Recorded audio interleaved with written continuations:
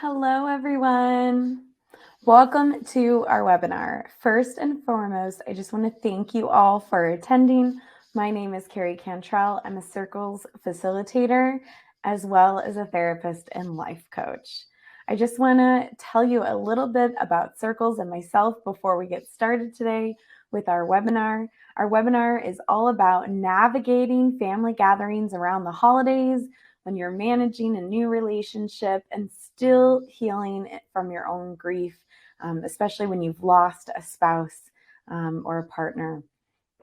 So a little bit about me. I am a therapist and life coach, as I mentioned. I focus on helping people create emotional wealth and live a more balanced life.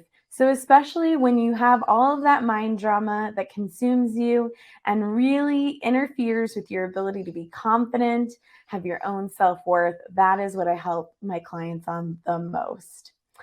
Here at Circles, we help people all the time with this exact same thing, helping them gain more emotional balance in their life with emotional support groups. And I'm going to tell you a little bit about those today as well. So if you are watching this webinar, that means that you have experienced some sort of loss in your life of your partner, and you're thinking about or are ready to enter the dating world. And as a facilitator and human being myself, I know how hard both of those things are. And not only does losing someone feel like a roller coaster ride, and that roller coaster ride of grief even, but it's like a roller coaster that you never raised your hand for. You never volunteered for it. You never said, you know what, this is something I want to get on. This is something I want to do today. But you add dating on top of that, and it's difficult in itself to navigate. So now you're saying, I'm going to try doing both of these things at once. And obviously, if you're getting out there into the dating world, hopefully you've done a little bit of that healing. But as you know, going through grief is something that you're always trying to kind of manage. It's just kind of like, what part or stage of the process are you at?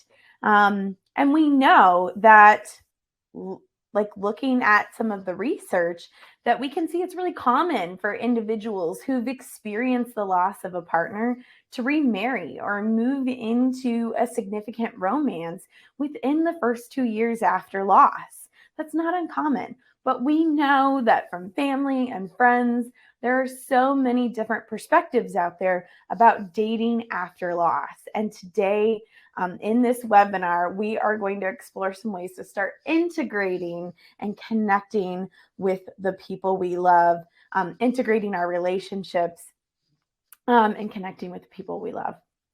So for those of you who don't know about Circles, I just want to talk about that a little bit before we get started. I want to talk about some logistics of our webinar today, so you know what to expect as well. So bear with me through a little bit of that before we dive on in. So for those of you who don't know, Circles is a leading platform for emotional support that ensures that nobody is going through kind of a hard experience alone, kind of overcoming those life's challenges, I guess you could say. It's built on one of the core principles that in order to overcome life's challenges, you need to be heard and supported by people who truly understand what you are experiencing and what you're going through. Our platform matches people who are going through the same challenges as you in their lives, such as loss of a loved one, divorce, narcissistic relationships, and even sometimes just the everyday things like stress and anxiety.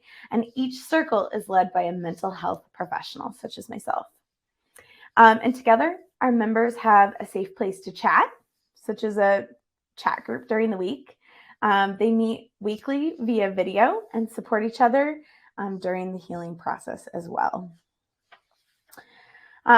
So today, during our webinar, we do have a special offer for all of you that are joining us. And so you will see that pop up on your screen right now. So it's 75% off your first month at Circles. That brings each week, so each week of 24/7 support, that video chat and that chat group that I was talking about, down to $5 a week. So all you have to do is type in first 75 to get 75% off your first full month at Circles. So before I officially get started today, though, I just want to mention a few logistical things. This is a webinar, so there is only one way audio and visual, meaning that I can't see you and I can't hear you. But you can see and hear me, which is great. And I do want to hear from you. I do want to know what you are thinking and feeling as we go through this webinar today. So use the chat box. As we are going along, I like to make this as interactive as possible. So I do want to know the answers to the questions that I'm asking you. Put it in the chat box so that we can resonate on these topics together. Let's go ahead and get started.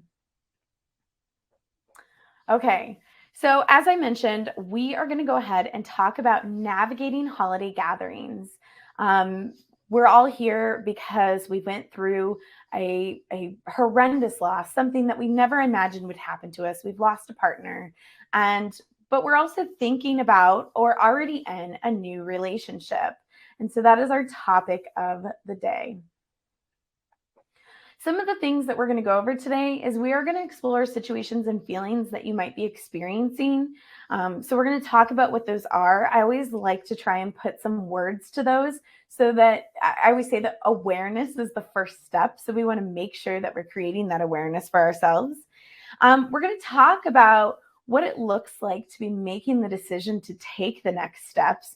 So we are going to talk a little bit about what that journey looks like to actually decide to introduce a partner to our families. And then we're going to kind of top it off and really focus today on some strategies for introducing the new partner, because I really want you to kind of have like the meat of it, right? I want you to know what to do and be able to do it before you leave here today. And I'd love it at this point too, that if you have any expectations of what you're hoping to get out of today, tell me in the chat box. Why did you show up? What are you hoping to accomplish here today? Let us know. Okay, so as I mentioned, there's kind of different parts to this process. So let me know which one of these really resonates with you. Where would you say you're at in your journey? Would you say that this is kind of a holiday season where it's your first holiday season without your partner since you've lost them?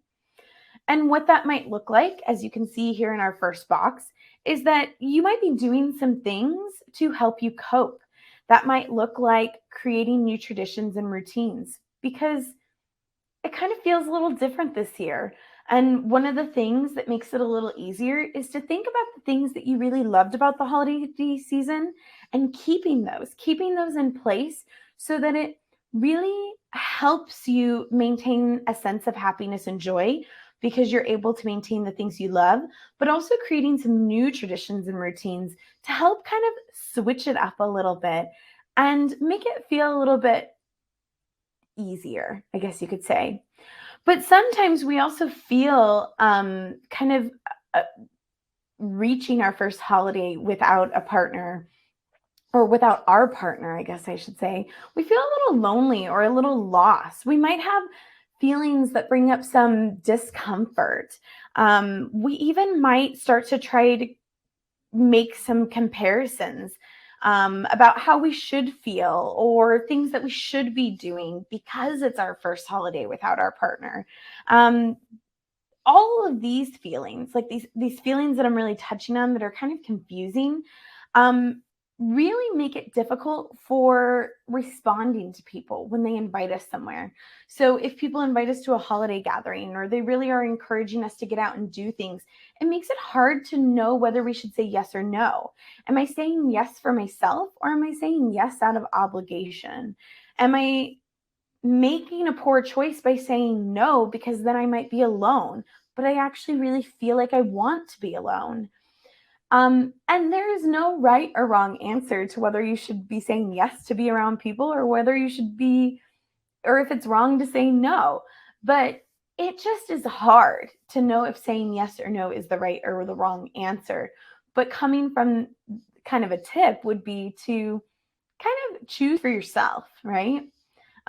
Choose what feels good to you and try to reduce some of those comparisons. So let me know in the chat box if that resonates with you. I'm going to go through the other two though. Maybe you're in a place where you're dating in the early stages. And what I kind of mean by this is that you're thinking about moving into the next phase. Maybe you've started, maybe you haven't, but it's kind of like you're getting ready to dip your toe in the water to see if the water is warm or cold, to see how it feels. You're ready to create some happiness in your life. You're ready to kind of create your new normal, but you also might have some discomfort feelings come up too. But these ones might look like a little bit more guilt or uneasiness. But this phase is really about rebuilding that self-identity.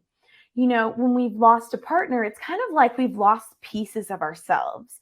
We're like, well, you know, I had all these plans. That might be one dialogue that you have, right? I've had all these plans and I knew where I was going. I knew what I was supposed to be doing. And now I don't. Or, you know, part of my identity was built off of my identity in a couple. And so now I'm having to rebuild my self-identity as just me. And so now that you've kind of done that, or dating is a part of continuing to build that self-identity, you're in this dating in the early stages kind of sector, right? For some people, it may not be dating that's part of rebuilding their self-identity.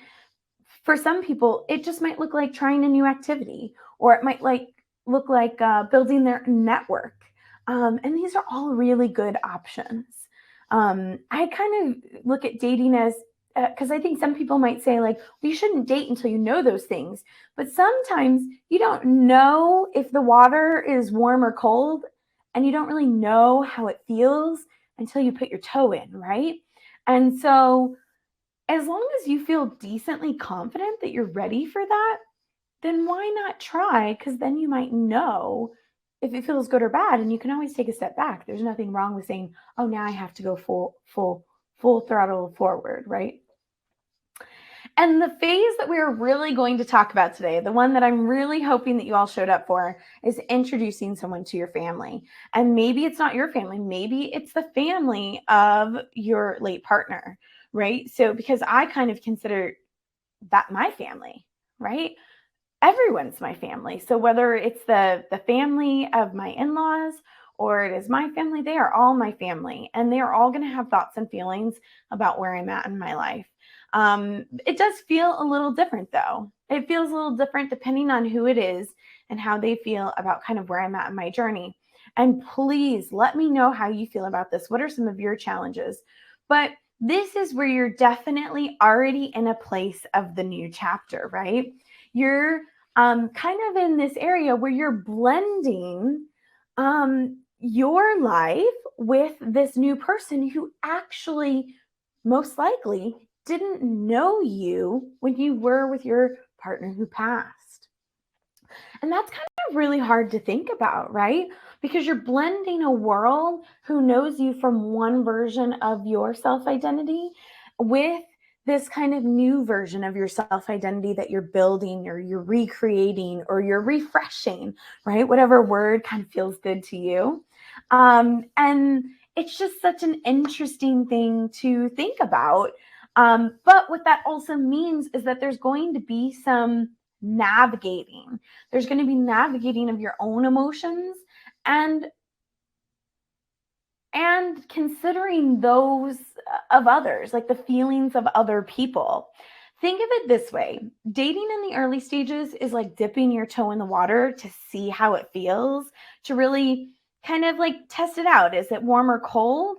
Introducing someone into your family is like staying for a while, taking a swim, really you know, seeing if you can ride the waves and tread the water, seeing if you can go the extra mile in the water while you're swimming. I can make metaphors. I can make them all day, guys. Hopefully you're in it with me. So definitely we are going to talk about this one today. So tell me in the chat box, which one of these resonates with you the most? And Maybe there's one that resonates with where you are right now the most, but maybe there's a place that you want to be or a place that you see yourself heading in pretty soon. Tell me that too. I'd love to know. Like I said, though, today our goal is to get to this place where we can come up with some really tangible strategies to introduce someone to your family. So that's our goal. But first, what I really want to do, oh, and I love it. I'm seeing some of where you guys are at right now coming in the chat box. So good. It looks like some of you are dating. You're considering what it would look like to bring someone home, but you're not sure yet. Okay, perfect. Yeah. So, and that's why in this next section, I kind of like to take it back to the beginning because remember, my rule of thumb for anything in life is if you're not aware, then what are we doing? So I like to do a quick review of how we even got here because maybe there's something that informs us about how we introduce people to our families or how we make the decision to date, for instance. So I want to just take a deeper look at what we've been through, like how we got here, right?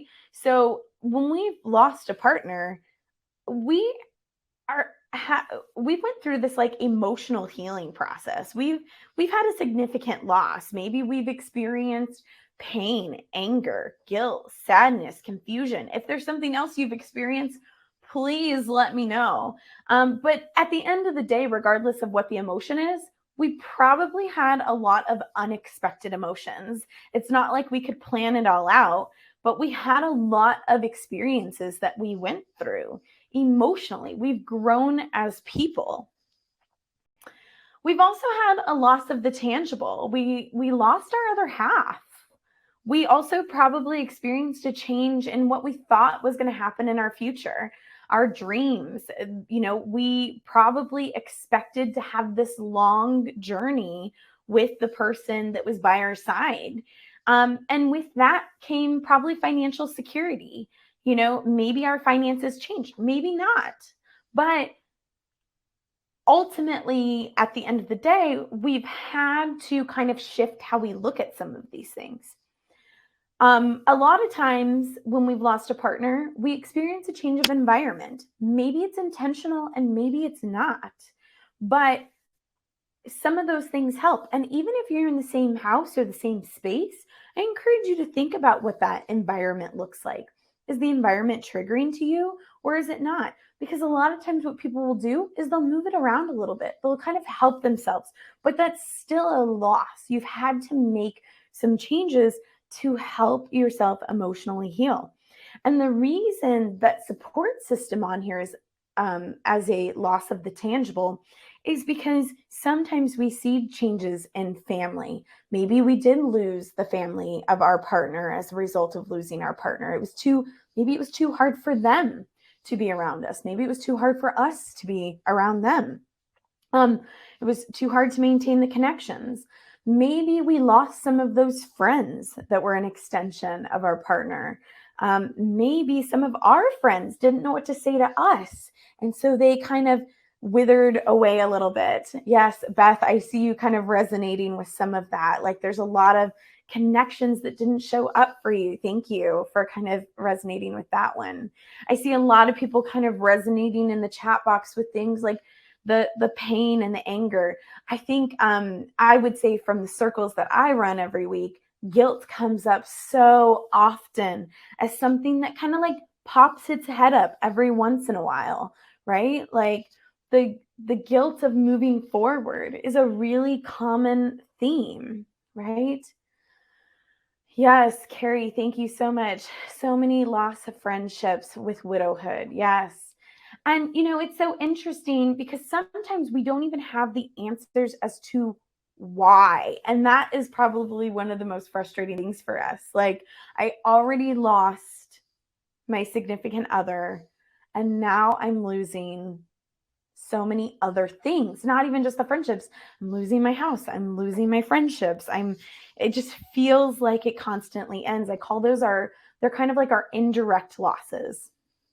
right? Or I think the technical term is our secondary losses, right? Thank you, guys. And this is kind of just continuing to take that deeper look, kind of giving us the background or the awareness before we dive in. I'm sure you guys have seen this or you've heard this analogy before, but I feel like this is so important to how we approach bringing someone home for the holidays. So you've probably heard that saying that grief doesn't change with time, you do. And this is that image for us, right? So the first line is really showing us kind of the myth. The myth is that, people think that grief slowly gets smaller with time, and we're the circle and grief is the ball. And it's showing us the myth that grief is getting smaller, but in reality, grief never changes. We never lose that feeling of, maybe it's sadness, maybe it's pain, maybe it's anger, maybe it's the memories and the joy of our loved one. Whatever you call your grief, however you describe your grief, the concept is that it never changes. It is always going to be within inside of you. And so when you go to take, a new partner, to meet your friends, to meet your family, to introduce them to your life, and you feel that feeling popping up inside of you, recognize that it's always going to be there. But you grow. You grow through this process. So you are healing, you are growing, and your capacity to manage your grief, to cope with your grief, grows and changes. And so I know that we hear about this all the time, we talk about this all the time, but I think it's so important that when we think about creating that next chapter of life, that we remember this concept. Because if we move into that next chapter of life without judgment on ourselves, without comparing ourselves to other people, without self-criticizing, and just remembering that when it pops up, it's kind of love and that we are strong, we are capable of managing it, then it's going to just kind of be that, that just little reminder that we can do it. So, so much good stuff, right? But that is kind of like a really good way to think about if you're in that very first phase, right? I'm going to go back here a second. If you're in this very first phase, if you're going through your very first holiday without a partner, those are the things that I want you to remember right now. That you're going to get there, right? But if you're in the stage where you're starting to think about dating, you're out there making decisions, these next tips are for you. But if you are already out there and ready to introduce someone to your family, these tips are also for you. And the reason for that is because these are my standard tips, whether you have went through a loss or not. But maybe you've went through another sort of conflict or tragedy, or you're honestly you really struggle with dating. These are my tips for life. Okay, guys, these are like your core things you come back to do a check-in with yourself. And that's why I share them, because even if you are already dating someone and you're ready to introduce them to your families this holiday season, these will help. So I'm going to stop talking about them and I'm just going to dive on in. So if you're thinking about it, I want you to follow these 4 tips. Start with making small decisions. And what I mean by this is sometimes when we think like, okay, do I want to date? Because going on a date seems like a lot of work. It seems really overwhelming. I can say to myself, well, I just can't do it, right? That might be where a lot of people jump. But if you said, you know what, maybe I could just go on a dating app. I could just go to a bar with my friends and hang out. I could just take these small steps to make myself available and see what comes, then we're kind of resorting to these small decisions. We're not jumping 10 steps ahead in our brain, and we're not letting our brain kind of take the reins and run the race, but we're just agreeing to the small steps. We're making the small decisions along the way. Then from there, you can decide, well, can I make another small decision? So it's kind of like taking it one moment at a time, one decision at a time, rather than saying, well, can I go on a date with someone? Can I get into a relationship with someone? Can I take someone home? If you're not ready to make that decision, and that decision is 10 decisions away, right? So start with making small decisions. The second one is, the more you know yourself, the clearer you will be on what you want. Now, kind of sounds a little cliched, right? Because have you ever heard that cliched saying that you have to know yourself first?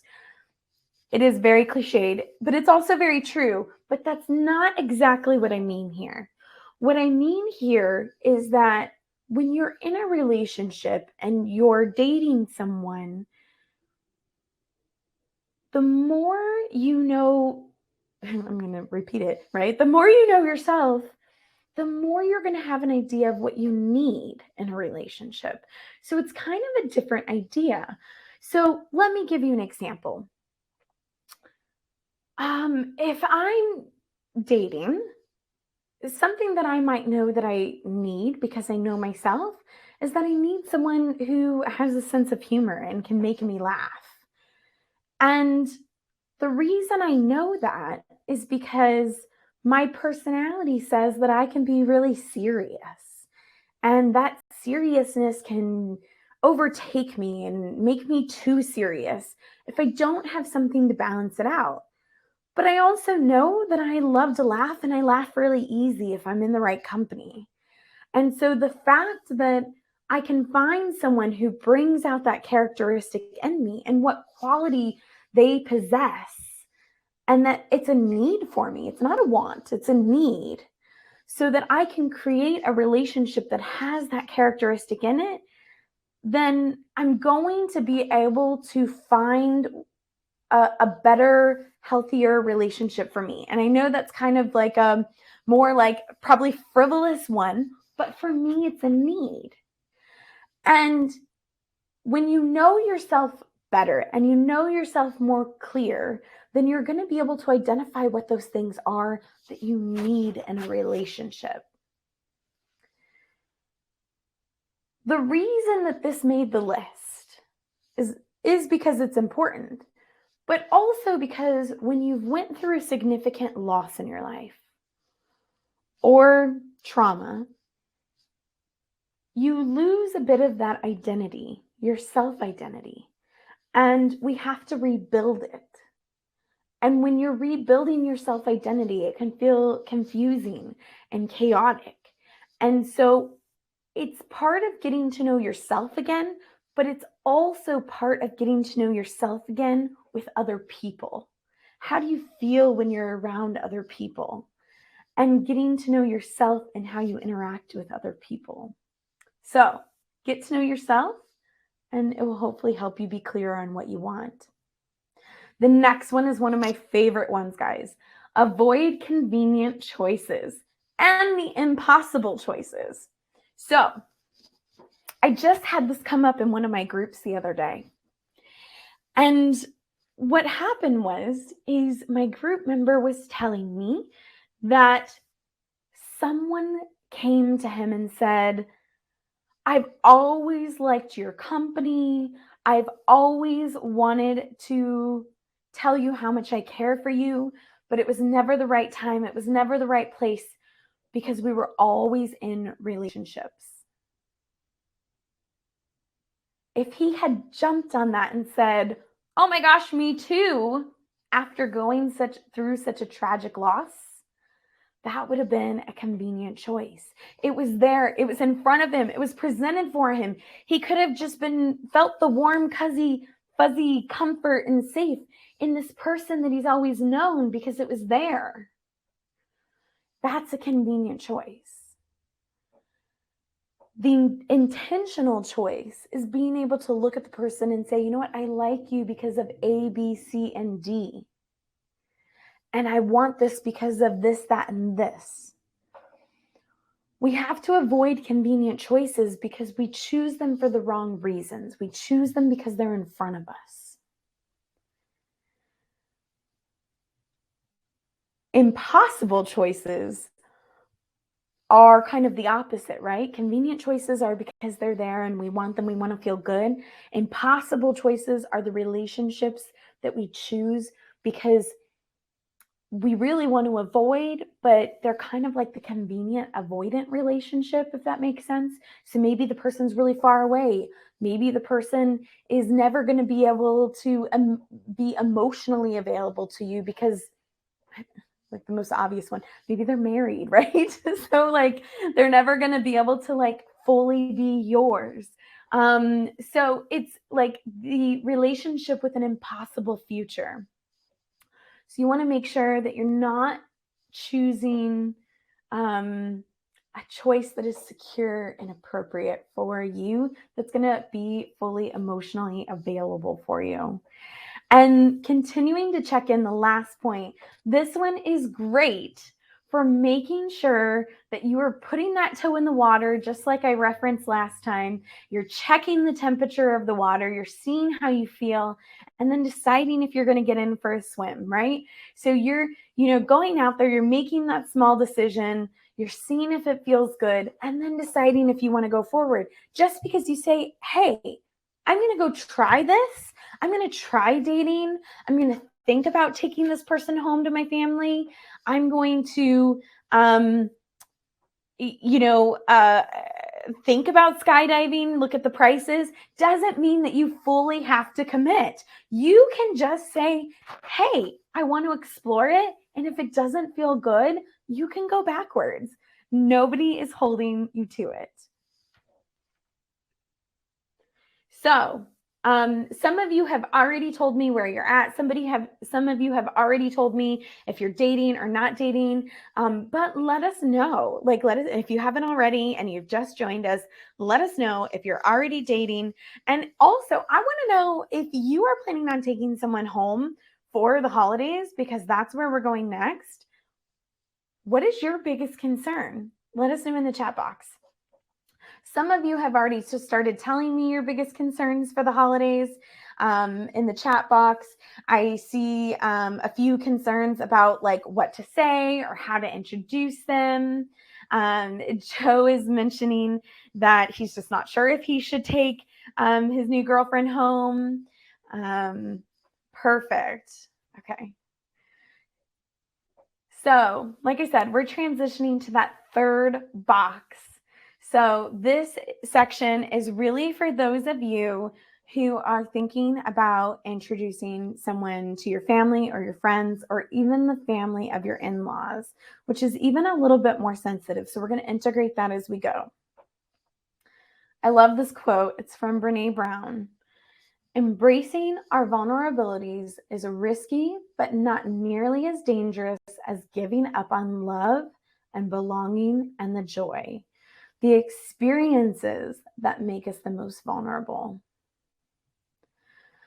So when I think about putting yourself out there for dating, or, putting yourself out there to introduce someone new to the people you love, gosh, it's scary, right?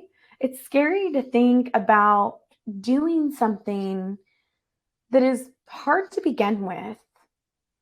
It's hard because they're of social expectations, which I know we should just throw them out the door, but our brains don't let us forget about them, regardless of how much we try to forget about them, right?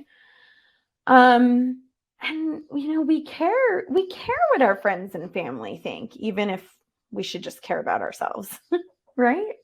But essentially this quote is saying that it's all worth it. It's worth it to get out there, take the risk and, get the return on the other end, to get the happiness on the other end.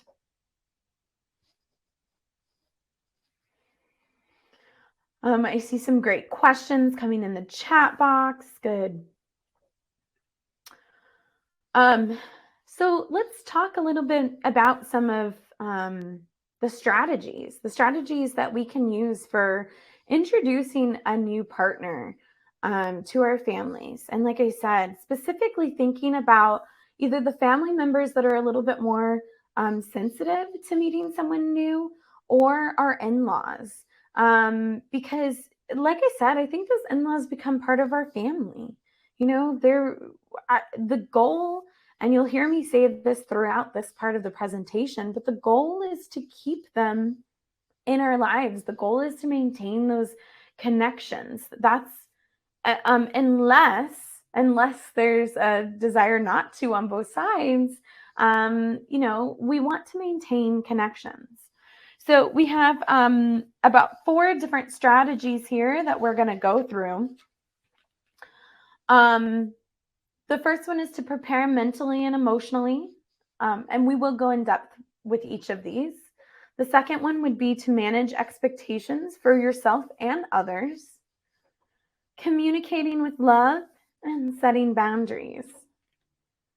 So let's go ahead and jump on in. And if you have one of these that you worry about the most, let us know which one that is. I actually think that's on here. Yeah. So which one of these do you worry about the most? Is it preparing mentally and emotionally, managing other people's expectations, communicating, setting boundaries? Let us know. So, preparing mentally and emotionally. So, I think it's so important to check in with yourself about the relationship. So if you're dating someone and you're thinking about introducing them to your people, I think it's so important to kind of stop and say, you know what, how do I feel about this relationship? Making sure it's really your decision to create that introduction, that you're secure about the relationship, you're secure meaning confident about the relationship. Explore not only your feelings about the decision to date, but maybe do some pre work before the introduction. Explore other people's feelings about you dating, because it never hurts to kind of know what is happening around the circle and kind of know what people are thinking and feeling. But the more you are emotionally healthy about the situation, going into the introduction, and knowing how you feel about the relationship and about your decision to date, the more confident that you're going to be about handling the introduction, no matter how people respond. It's kind of like that idea that we can only manage our thoughts, our feelings, our behaviors. We can't manage other people's thoughts, feelings, and behaviors about anything. And that you're going to see kind of as a theme. Like, we cannot manage how they feel about you dating. We can't change it. But the more that we are prepared to manage our own, then that is going to give us a little bit more flexibility going into the situation.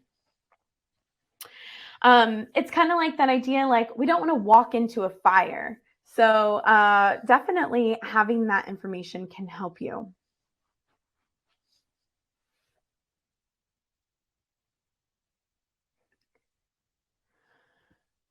And kind of coming to the second one, managing expectations, the expectations of yourself and of others. We're not going to be responsible for managing the expectations of others, but I do think it's really good that if we can set clear expectations for the situation, we can verbalize them, then we can help manage the expectations of others.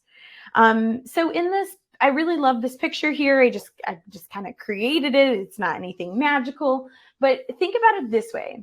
You have you and your partner. Ideally, you and your partner would have similar expectations, but just kind of be aware if you have different expectations in your brain about maybe how people might react, or how your partner might even act. But ideally, you and your partner might have similar expectations of how things might go, because you're already communicating about that. And your friends and your family might have other expectations.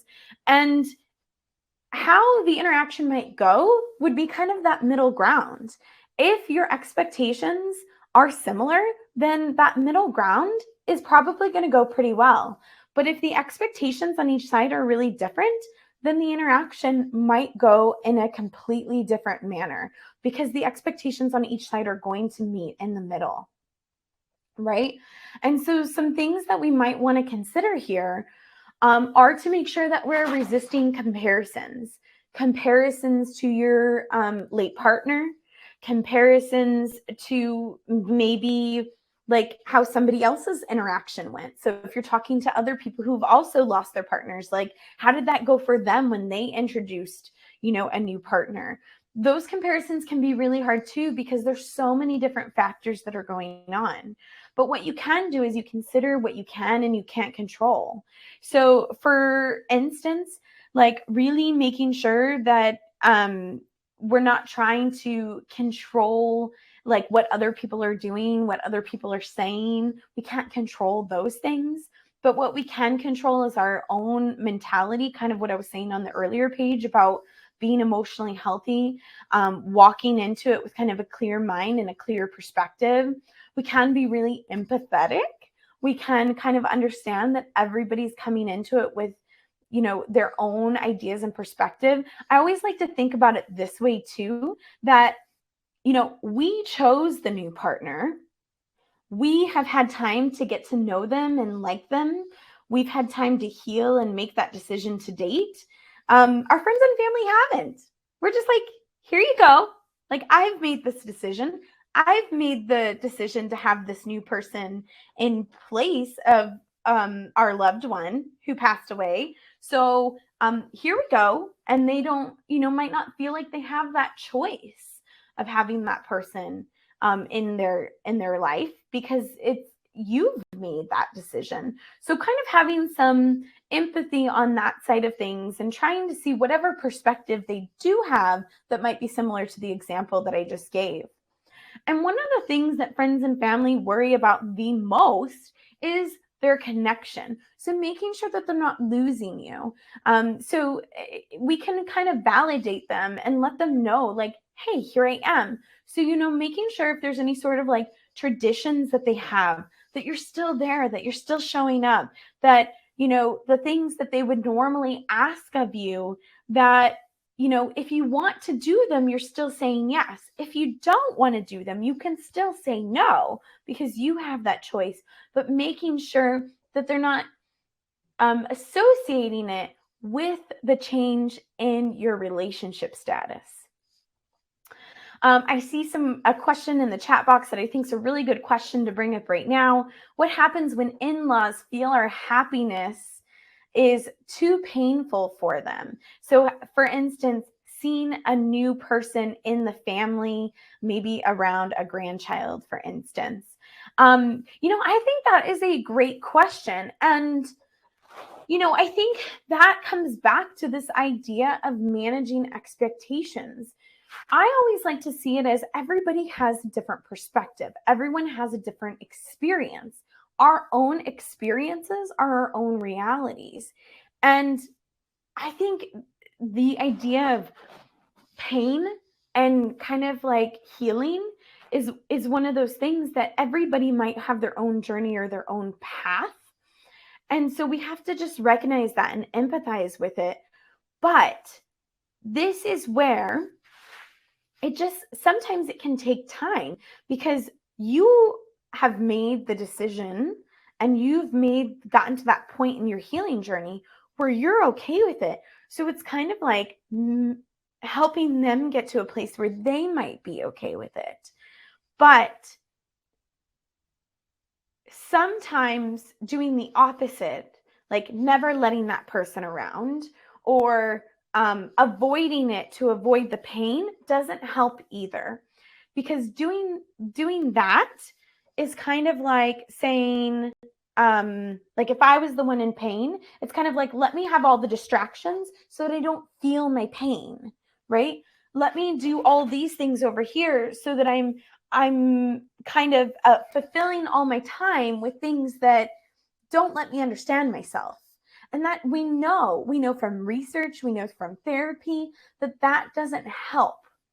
We help in our healing process by understanding our feelings, leaning into our feelings. So some things that might help in those situations where people are experiencing a lot of pain is really keeping open communication lines, talking to them, maybe not forcing things on them, but asking what they might be comfortable with, and taking it step by step. Even going back to those questions about to date or not to date, like making small decisions, right? Asking what the small step might be, making that small decision. So, Carrie, let me know if that was helpful or not. And if there's anything that has worked for you, Carrie, in that question that might be helpful for someone else, let us know what that is too. Or if anybody else in the group has something that could be helpful as a response, let us know what that is. I'm very flexible and I love getting group responses, which is why I love running groups. Okay, the next one, communicating with love. And I think this kind of just bounces off of the question we just did, which is like communication really helps enhance all of the steps. Because if we just like show up and we're like, hey, here's the person I'm dating, that's not going to go well, right? They're going to be like, whoa, thrown into chaos, brain out of control, and it's just not going to work. It's not going to work for them. It's not going to work for us. And I kind of, look at it from a few different perspectives. Sorry, guys. I look at it from a few different perspectives. We need to make sure that we are prepared to communicate, but we also need to make sure that we are opening the lines of communication. So, for instance, I'm going to kind of bounce down to point number 2, which is share information that can be helpful for understanding and be prepared to share that information. So, for instance, you might get a question about like why you like this person, why you want to share your life with them. You might get a question about how serious you are or when and where, how you met. So be prepared for those kind of questions when you actually have the introduction, when you actually take your new partner there. You can say no and set boundaries, which is our next point, about what kind of questions you want to answer and don't want to answer. But once again, this is where the empathy comes back in. It's new for them. They might have certain feelings about you bringing someone, and they might be overly curious, and these questions might help in their ability to feel comfort. So you kind of have to base it on your relationship with them. Are you going to be comfortable with the questions they ask? Maybe if you don't want them to ask the questions when your new partner is there, maybe you can ask them if they have any questions in advance. Might be another strategy to use. And once again, make sure the family knows that their relationship is secure with you. I also would add here that remember, nonverbal communication is very important as well. So one thing that I personally really pride myself on is connecting. So for instance, like I'm that person who can go through a grocery store, go anywhere, go to a restaurant, and absolutely have a conversation with anybody. It's not because I don't have boundaries, because I super have boundaries about what it is, but it's because I have this way of communicating really kind of in a flexible, friendly way with people. When I think about it, there's a couple things that really make it easy for me to connect with anybody. My mindset. I really don't think about the social expectations that people have for me. I think there's kind of in our society today this idea that strangers don't talk to strangers unless you live in like a small community or something like that. I live in a big city, and so I don't care. I live off the principle that you should be kind, humble, and just connect, because why not? And I also think on top of my mindset that I go into interactions with It's my nonverbal communication.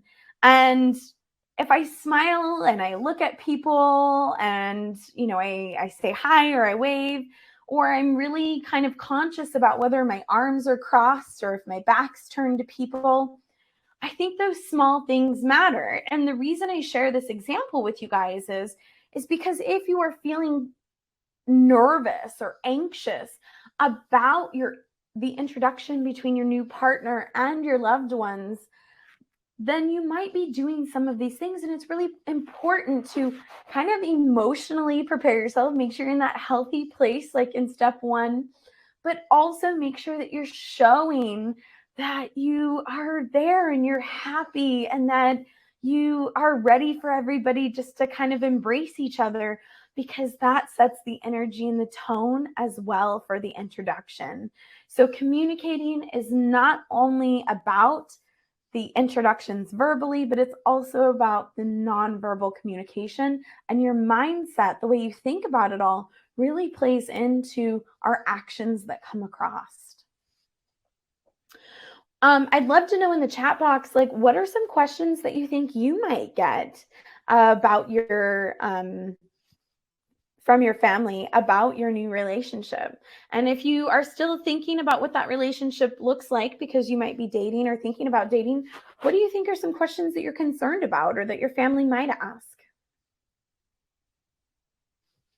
Okay, and our last one is to set boundaries. So, of course, we've integrated this one through all of the characteristics we've talked about so far, but don't be afraid to set your own boundaries. So, that might look like, hey, fam, I'm bringing someone over. I'd love for you to meet him. He's a really great guy. It would be great if you just, let me know of any questions you have in advance. I'm really kind of nervous about it. I know you guys might have some feelings about it too, but I really am happy, and that might be all you have to say. And that's kind of setting your boundaries right there, letting them know how you feel.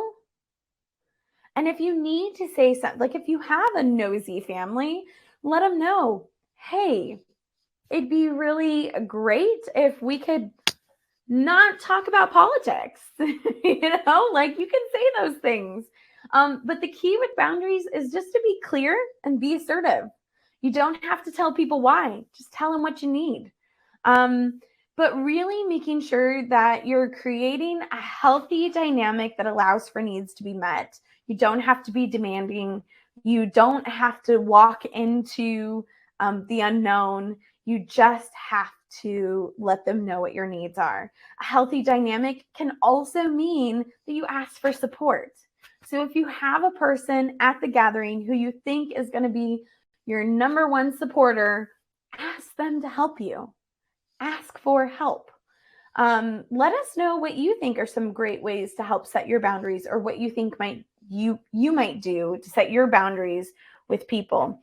Remember, setting boundaries also might mean that you have to loosen up too, because we can make our boundaries more strict, and we can also make them more loose if we're a little too rigid. So setting boundaries just means that we need to observe our boundaries, check our boundaries, and be really clear about what we need. Perfect. So just to review those really quick, we need to mentally and emotionally prepare. We need to manage our expectations for ourselves and others. We need to communicate with love and set boundaries when we introduce a new partner to our family.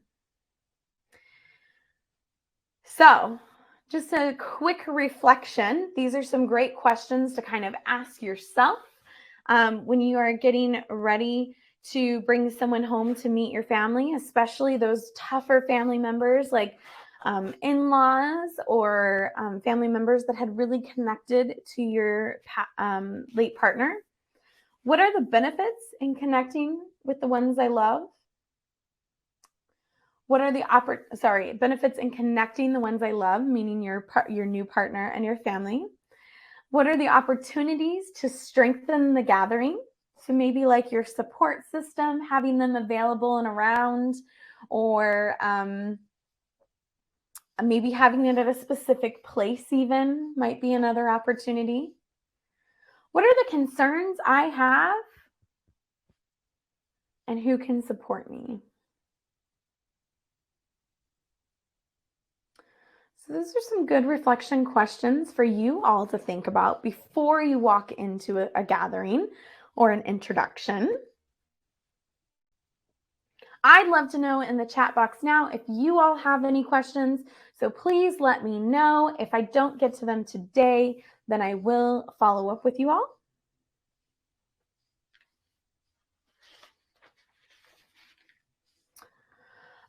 Keep in mind that here at Circles, we have lots of circles around grief of when you've lost a spouse. We also have circles around relationships for starting a new chapter. So definitely let me know if you want to get connected to one of those, because they can help you sort through some of these questions. I actually run a number of these support groups during the week. And like I said, I really believe in the power of support. Because the groups really help people feel a little less alone when they're with other people who are going through the same situation. In those groups, I always consider myself the guide and not the expert, because y'all are going through it. You all can learn even better from each other, and the empowerment of stories and me serving as the guide. So there are some great comments coming in the chat box.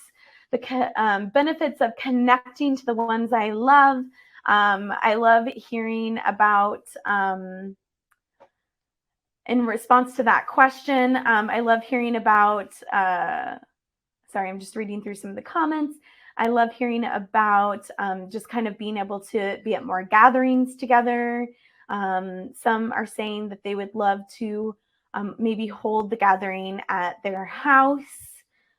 Or maybe even some others are saying at the in-laws' house might be helpful, because then they would feel more at home. Some concerns, let's see here, are around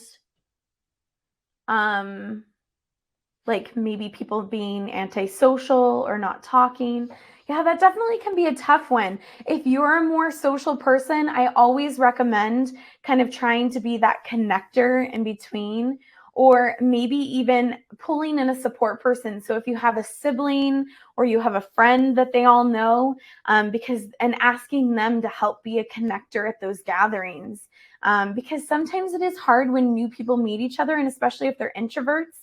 And that's okay. That's okay. You don't have to force people to talk. The best thing to do is let them be themselves, because when they're being themselves, they're going to be the most authentic version of themselves. When they're feeling the pressure, they're going to go into their shell and not be the best version of themselves. Well, unfortunately, that is all the time that we have for today. I want to thank you all for being here and attending and participating in our webinar. Don't forget that we have a special offer for all of you, 75% off your first month at Circles. So just use the code FIRST75. That brings your group to $5 a week for the first month, which is a steal, 24/7 support. And it's, chat groups, weekly video groups, and it's with people who know exactly what you are going through, because we match you with a group where you can really kind of be yourself and get the support that you're looking for. You'll receive an email shortly with all the details on how to join, and starting now, you'll no longer have to navigate the journey alone. Thank you for joining, and have a good rest of your day.